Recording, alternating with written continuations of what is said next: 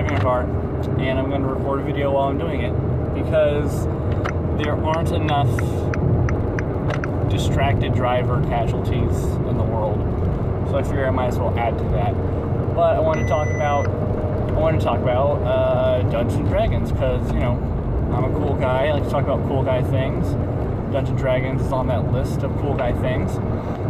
And we're in the process of making a 5th edition campaign where seems like this is vibrating a lot. Hang on. Alright, it's over there now. But yeah, and I've been creating a new character. The name is Pawn. Her name is Pawn, and she's going to be a warlock. And how 5th edition works now is that there's a lot less classes, but within those classes it has a lot more options. So like in 3rd edition, the last edition I played, they had the Ranger, and the Ranger was kind of a significant class because you were a Ranger, but then you picked your fighting style, which kind of changed what kind of Ranger you were. So it's like, do you want to be an archer style Ranger? Well, then you would pick the archery fighting style. Do you want to be like a 2-sword wielding, like I don't know, you want to wield 2 swords? Well, then they have the 2-handed fighting style. But now they've kind of expanded that. That's kind of the core idea of the class system within 5th edition. To where, okay, you want to be a thief, or you want to be a rogue. Okay, well, what kind of rogue do you want to be? Do you want to be an assassin, where your dude is like a really stealthy guy who's really good at running behind somebody and stabbing them and getting away without having anyone ever noticing? Or do you want to be the thief, like the guy that will sneak in and pick someone's lock and then steal from their house and then leave before they ever knew, and like all that kind of thing? And it goes on and on and on. Well, the idea for my character is that it's a warlock, which means you have made a pact with some kind of powerful entity, sort of like a paladin sort of thing, except usually it's a lot more of like a bargaining system. Like with a paladin or like with a cleric, you're like, I'm praying to you, my lord, and the lord's like, oh, thanks, dude, here's some powers. Whereas with a warlock, it's usually like you sign a paper, you make a deal, you say, all right, demon, devil, archfey, Cthulhu, whatever you want to say, I'm going to make a deal with you. Give me power and I will give you this. And they go, all right, cool, here's your powers and stuff. If you please me, you get more power.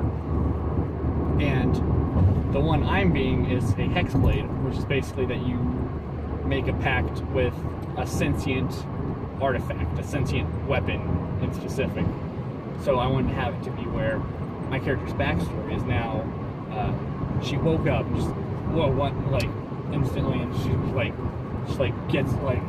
sits up and she's like panting, and she looks around and she's in the middle of a destroyed village. Like, shit's still on fire, there's bodies everywhere, this place has been fucking sacked, it's been destroyed, it's been pillaged.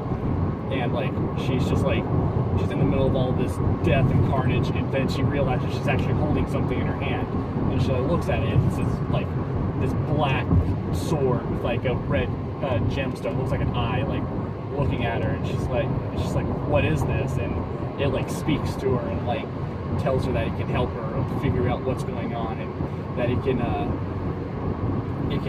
help her learn who did this and where she is and what's happened.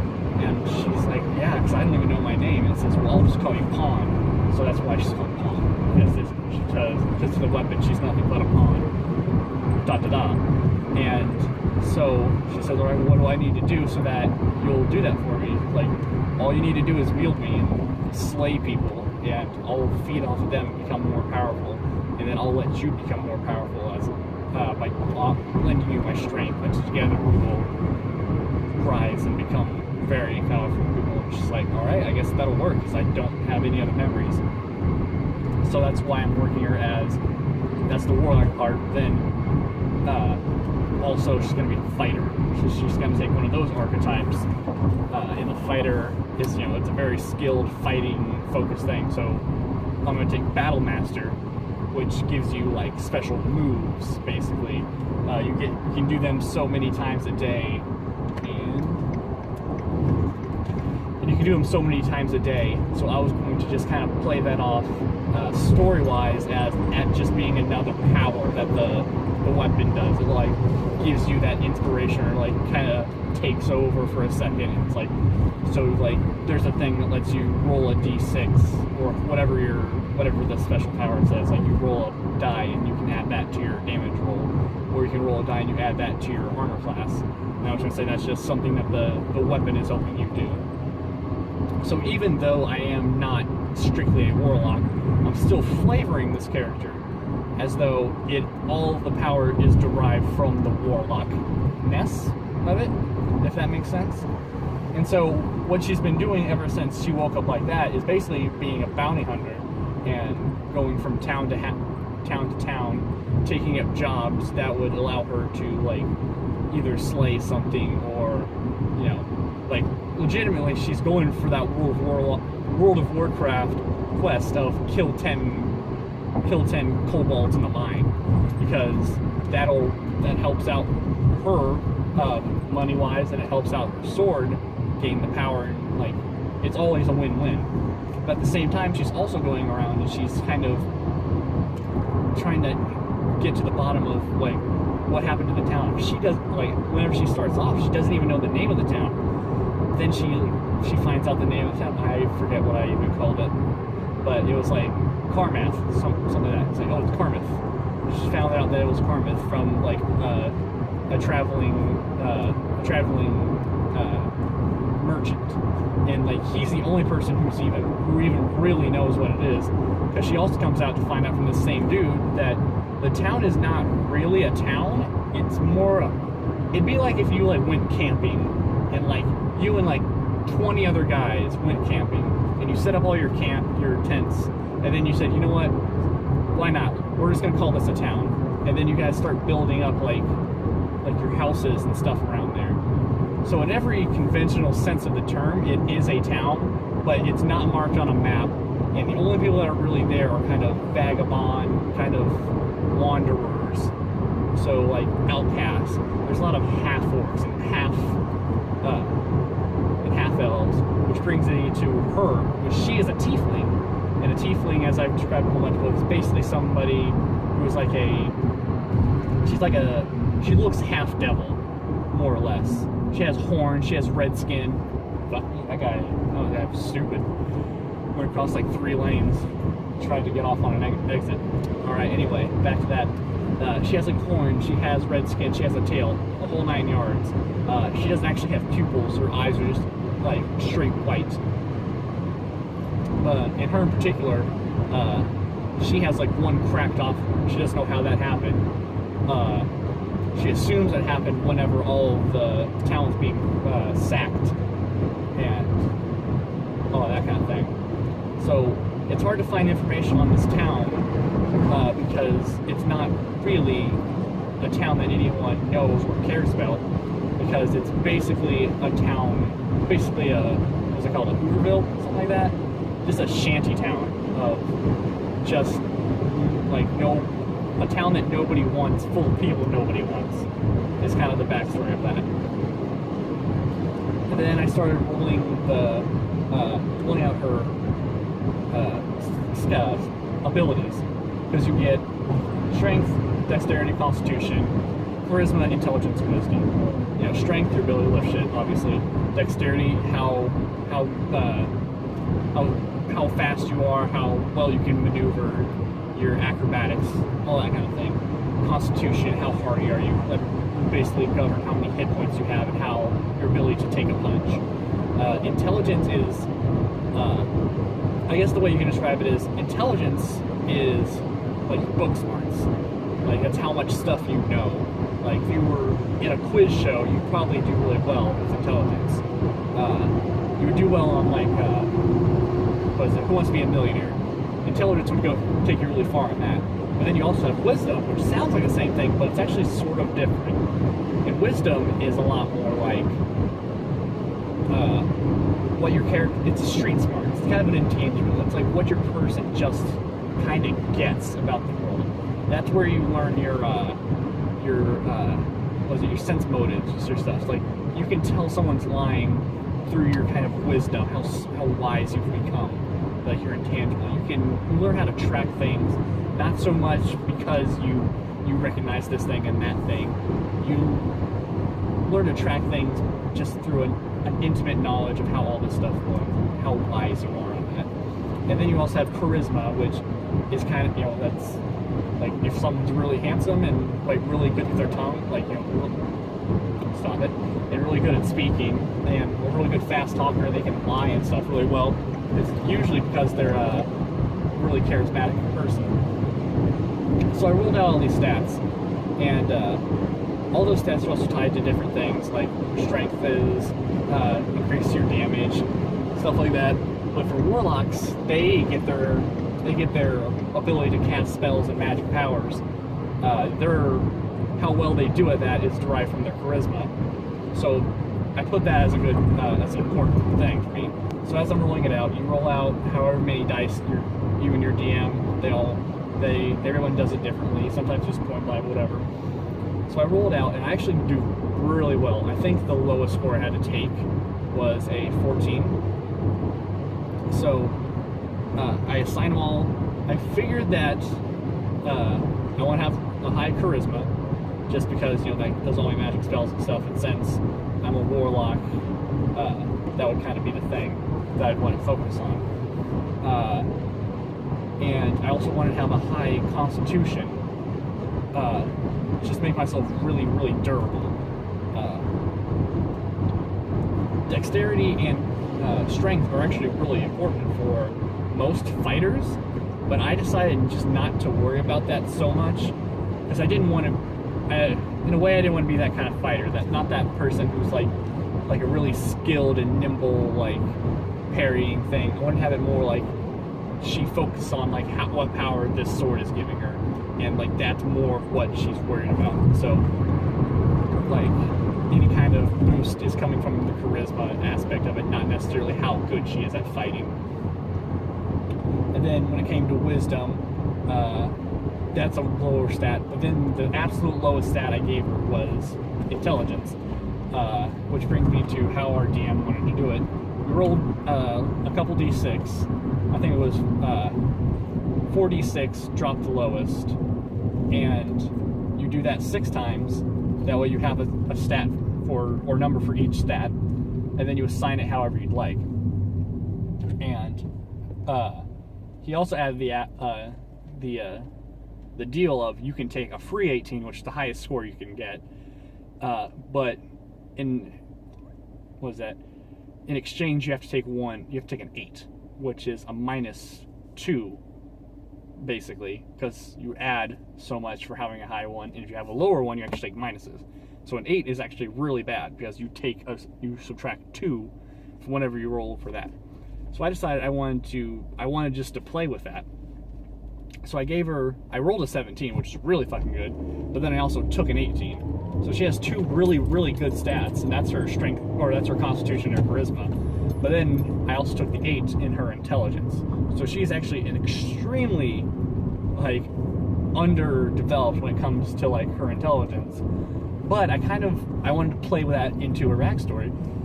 Since she has memory loss, and she does have amnesia, that would play really well with the fact that she doesn't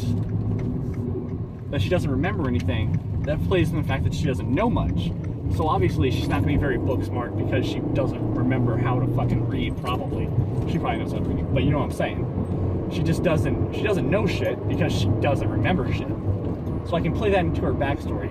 So kind of the overall feel I have for this character is that whenever she woke up from there, it was basically coming back from the brink of death. And the only thing that saved her was this pact with this magic weapon. So this magic weapon is giving her that extra bit of life from her constitution, and it's also giving her this extra bit of, like, it's an intangible feeling, but when someone's around her, they feel, I wouldn't say uneasy, but they feel like that she's commanding respect. She's not a mean person by any means. She's actually very, like, she's very teacherly, as I would like to say it. Like, when a teacher that's been doing it for a long time is like in a room, you're like, all right, I need to pay attention to this person. That's kind of the aura that comes off her, mostly thanks to the weapon. Her strength and her dexterity are nothing special, because when it comes down to it, as a fighter, she's nothing special. Like, only thing that's really given her any kind of edge is the fact that she has this powerful magic sword that's helping her fight. And then when it comes to wisdom and intelligence, those are on the lower end because of the fact that she is basically just now getting back into the world after this traumatic incident. She's just now being able to learn and stuff, and that's what gives her this low intelligence. She's not going to be able to identify this herb or this ancient rune because she doesn't remember any of it. So all of that plays into her backstory. And I guess finally getting probably fucking 10 or 20 minutes into this video, getting into what the point is I wanted to challenge anybody else who's making a character is to just say why. Just keep going down in and saying, why is this, why is that, why is this, why is that.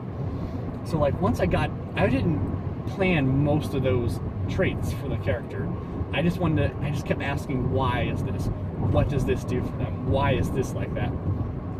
So when she starts out and she has this insanely high charisma, like she has because you also get bonuses to your charisma, she has a 20 charisma. That is the actual max that you can have as a character, like, period. So it's insanity that she has that just to start with. It's like, so for a lot of people, that's end game level, and she has that to begin with.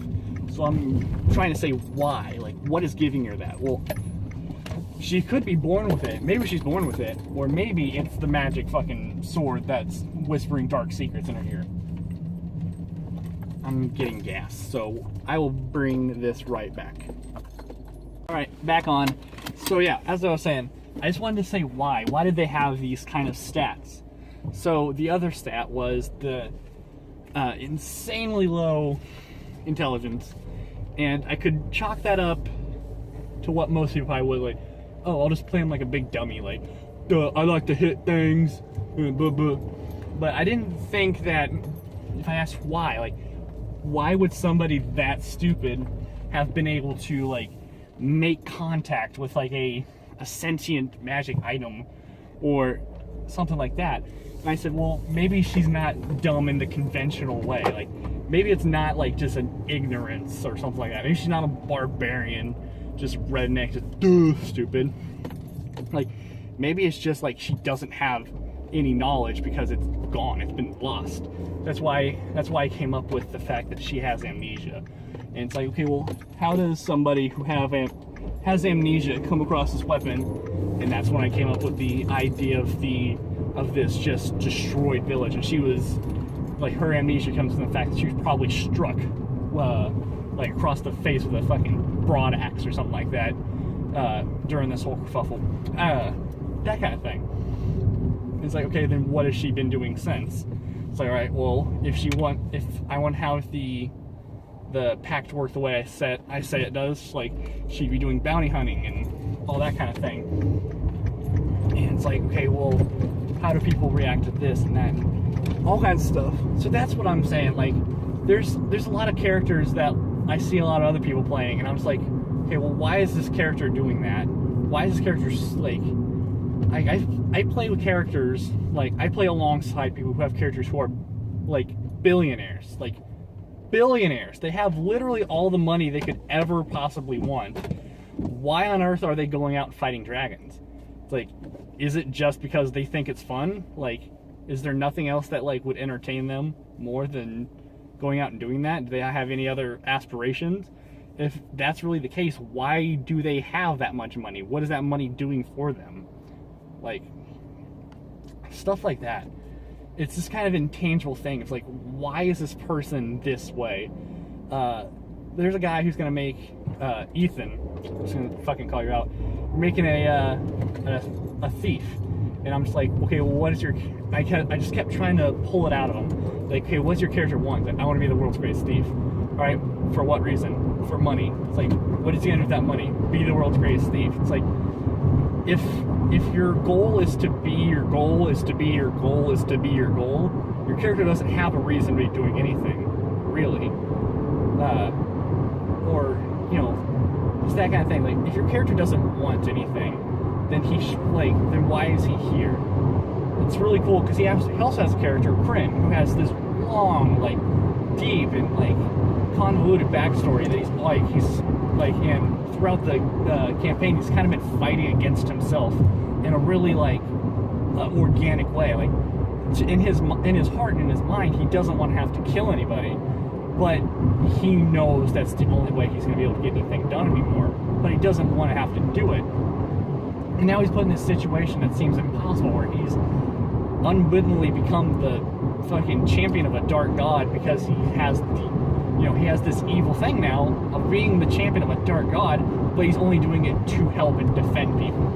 Like, it's a really cool backstory, and it gives him a reason why he needs to advance further and needs to go and do something else. And like, I feel like if you just kept asking him, well, why does Kryn do this? Why does Kryn do that? Why does Kryn do this?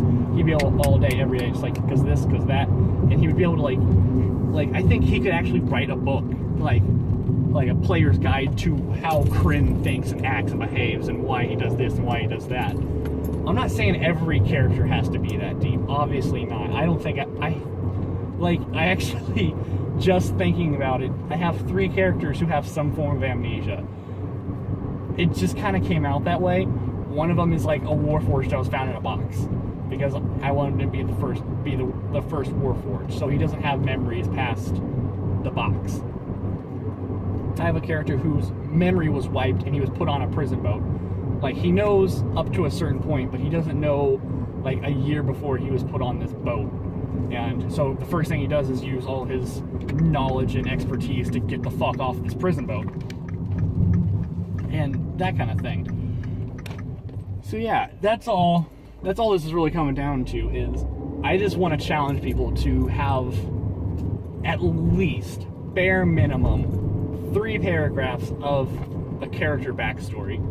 And just the way you can do that is like looking at your stats and saying, why is this like that and why is this like that? What in their life brought them to the point of where they can have that, how they can be so good. Like, I'm sure his character has like probably a fucking 20 in dexterity. It's like, that is insane. That dude could probably like do a standing double backflip. What, did somebody train him to do that? Was he naturally good? Did he like break his leg in a way when he was young and like someone cast a healing spell and like it made him have like fucking like his like leg muscles went rookie of the year style and they like spring him about? Like, just cool stuff like that. And I feel like that could also invest you in your character more. So there's also a problem where I'm playing a game right now and half of them are already planning for their next character. They're like, oh, if this guy dies, I'm gonna do that. Like, I wouldn't, like, that hurts my soul to think about like any of my characters dying and having to replace them, because I already have what their entire character arc is going to be, and like all of this kind of like deep stuff rooted into that. And I think if everybody else took the time just to keep asking why of their character, everybody can enjoy this game a lot more. So see you around.